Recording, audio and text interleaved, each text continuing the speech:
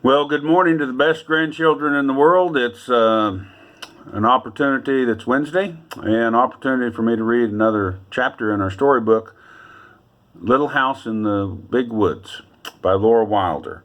And she's telling about her experiences growing up.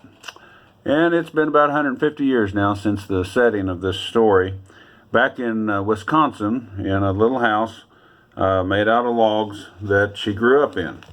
And we come to chapter 7. The sugar snow. Do you know what sugar snow is? Well, we're going to get to read about that and find out. Paul's going to tell us all about what sugar snow is and what that means. And we get to look at some neat things and see how things are done to make some maple syrup and some sugar. So let's see what happens. For days the sun shone brightly. The weather was warm.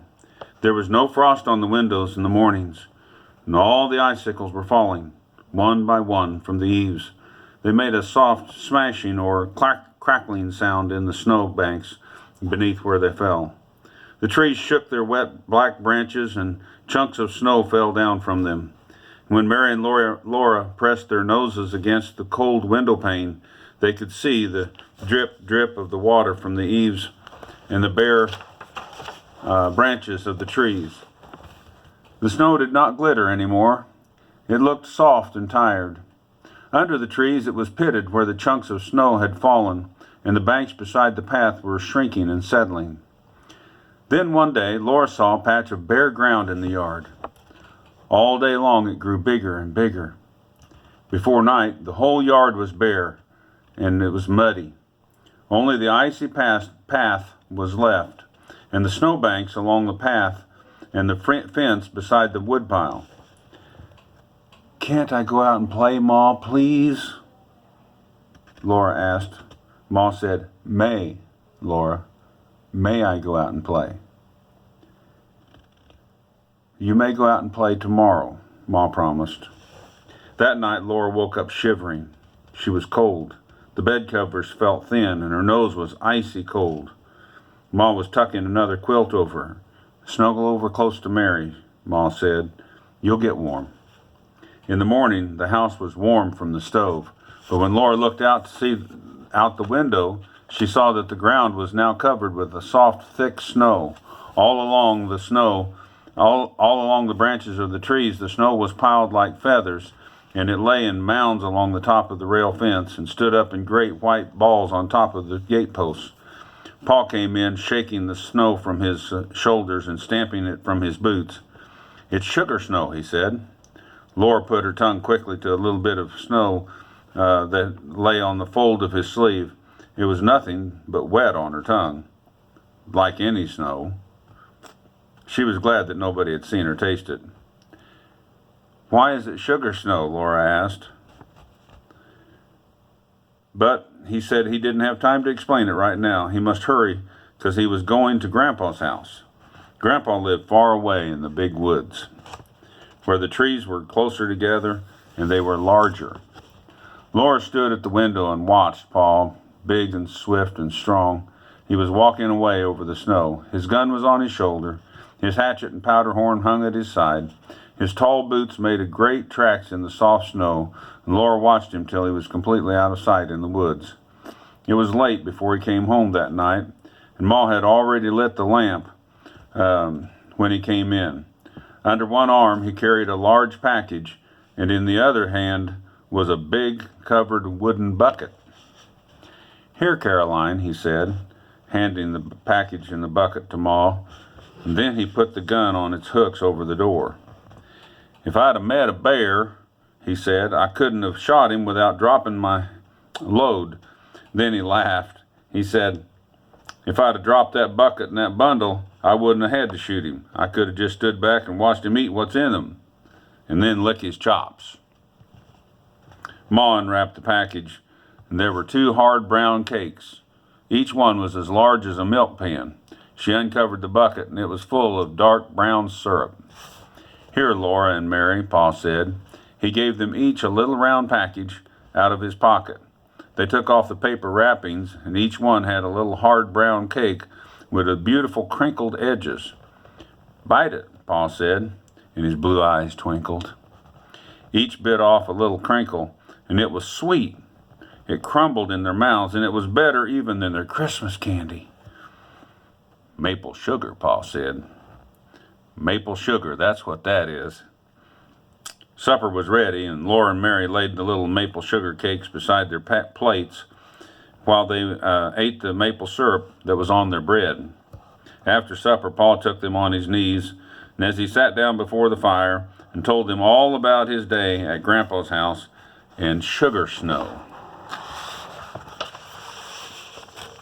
"All winter," Pa said, "Grandpa has been making wooden buckets, and he made little troughs. He made them out of cedar and white ash because those woods won't give a bad taste to the maple syrup. To make the troughs, he split out little sticks as long as my hand and as big as my 2 fingers. Near one end, Grandpa cut the stick halfway through and split one half of it off. This left him a little flat stick with a square piece at one end. Then, with a bit, he bored a hole lengthwise through the square part, and with his knife he whittled the wood till it was only a thin shell around the hole that was bored in there. The flat part of the stick he hollowed out with his knife until it was a little trough. He made dozens of them, and he made 10 new wooden buckets, and he had them all ready when the first warm weather came and the sap began to move in the trees. Then he went into the maple woods, and with the bit he bored a hole in each maple tree, and he hammered the round end of the little trough into the hole, and he set a cedar bucket on the ground underneath the flat end. The sap, you know, is the blood of the tree. It comes up from the roots. And when warm weather begins in the spring and it goes to the very tip of each branch, it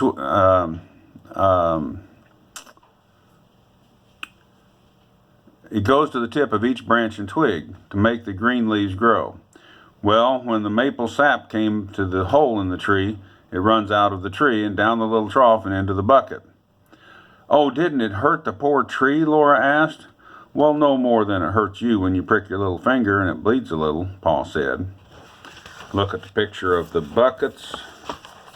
Here's the bucket and the little troughs that he made. And then here's the buckets sitting under the troughs on the tree.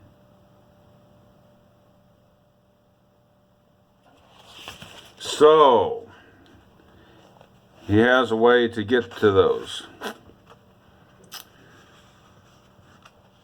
Well, every day Grandpa puts his boots on, his warm coat, his fur cap, and he goes out into the snowy woods and he gathers up sap. With a barrel on a sled, he drives around from tree to tree and empties the sap from the buckets into the barrel, and then he hauls the barrel to the big iron kettle that hangs by a chain from a cross timber between 2 trees. He empties the sap into the iron kettle, and there's a big bonfire under the kettle, and the sap boils and boils, and Grandpa watches it very carefully. The fire must not be too hot, but it needs to be hot enough to keep the sap boiling. But not enough to make it boil over. Every few minutes the sap needs to be skimmed. Grandpa skims it with a big long-handled wooden ladle that he made of basswood. And then when the sap gets too hot, Grandpa has to ladle it up high and hold the ladlefuls up high in the air and pours it out slowly. This cools the sap a little bit and keeps it from boiling too fast. When the sap has boiled down just enough, he fills the buckets with the syrup, and after that he boils the sap until it grains when he cools it in a saucer. Here's a picture of him with his big long spoon. Big long wooden spoon, and he's dipping it, and he's got this big pot going and a bonfire going underneath of it. Well, here's a picture of him ladling it out from the big pot into the milk cans. And here's a picture of him with his oxen hitched up. With the big barrel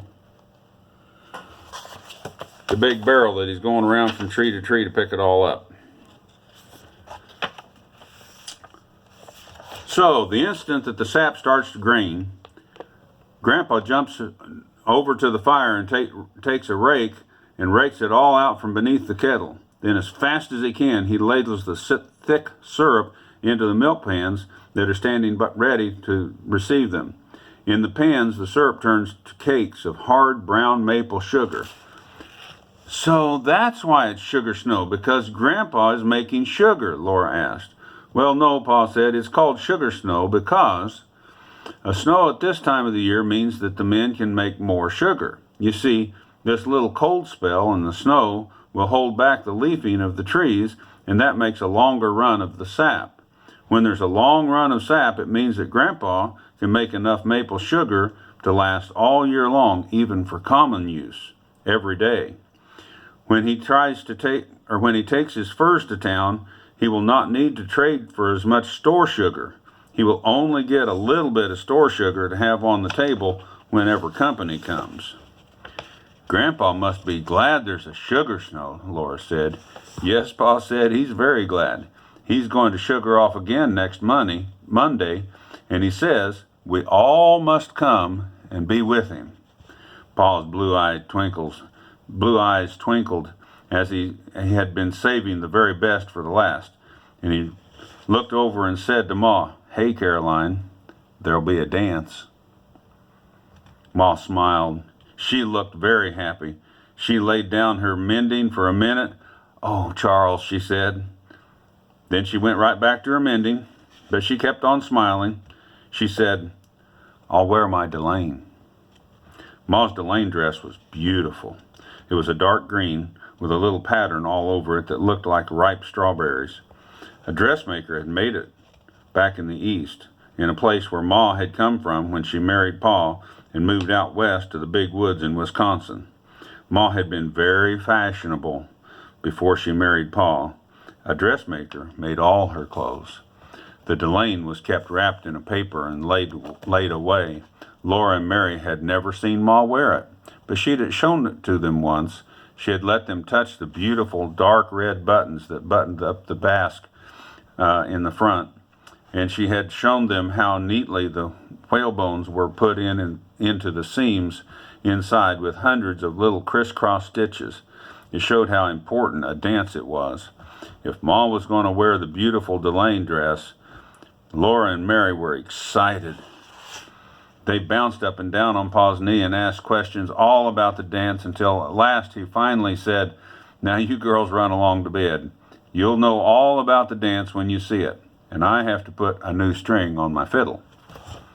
There were sticky fingers and sweet mouths to be washed, and there were prayers to be said.